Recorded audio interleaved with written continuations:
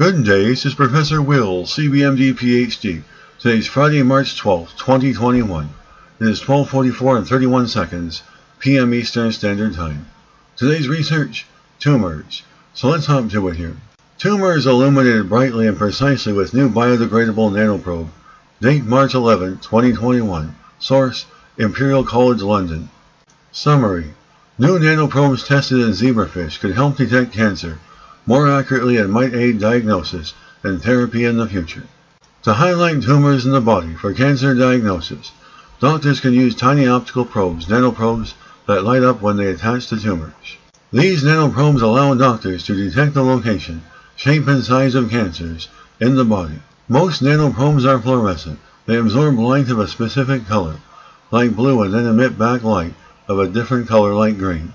However, as tissues of the human body can emit light as well. Distinguishing the nanoprobe light from the background light can be tough, and could lead to the wrong interpretation.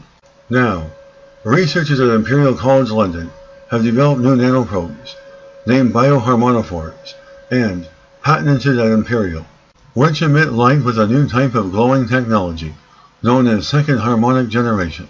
After testing the nanoprobes in zebrafish embryos, the researchers found that bioharmoniophores, which were modified to target cancer cells, highlighted tumors more brightly and for longer periods than fluorescent nanoprobes. Their light can be easily spotted and distinguished by the tissue generally emitted light, and they also attach precisely to tumor cells and no healthy cells, making them more precise in detecting tumor edges. Bioharmoniophores can be a more effective way to detect tumors than is currently available. They uniquely combine features that could be great for cancer diagnosis and therapy in clinical practice, and could eventually improve patient outcomes following further research. Bioharmoniophores are both biocompatible and biodegradable, as they are made of peptides, the same ingredients of proteins found in the body. They are metabolized naturally in the body within 48 hours, and are therefore unlikely to pose long-term health risks.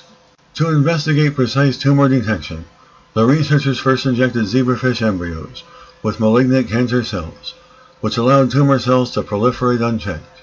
24 hours later, they injected bioharmoniophores, which were modified to target p32 peptide molecules that are specifically found in tumor cells. Researchers then used imaging techniques at Imperial Faculty for Imaging by light microscopy to study how well the modified bioharmoniophores detected the tumors. Researchers found that bioharmoniophores had outstanding detection sensitivity, meaning they attach to specific tumor cells, but not to healthy ones. Fluorescence-enabled nanoprobes tend to attach less specifically, meaning they can misrepresent healthy cells as tumor cells or vice versa. Researchers also found that unlike fluorescence, bioharmoniophores did not bleach, meaning they did not lose their ability to emit light over time.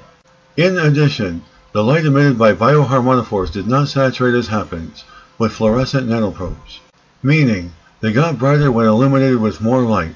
This way tumors became even clearer. It is very important that tumor nanoprobes highlight cells, specifically and clearly for cancer diagnosis. The proof of concept study suggests that the very bright bioharmoniophores could be powerful tools in diagnosing cancer and targeting treatments in the coming years.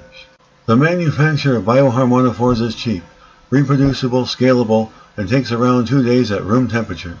They now need to be tested in mammals to identify how well the findings translate beyond zebrafish. The researchers are also looking into how bioharmoniophores could be used to guide surgical interventions during cancer surgery, as well as how they could generate light at different frequencies to potentially help kill tumor cells with high precision. Good day, this is Professor Will, CBMD PhD, on microbiology, bioinformatics, and pathophysiology. Well, hope you enjoyed listening. Until next time, have a great day.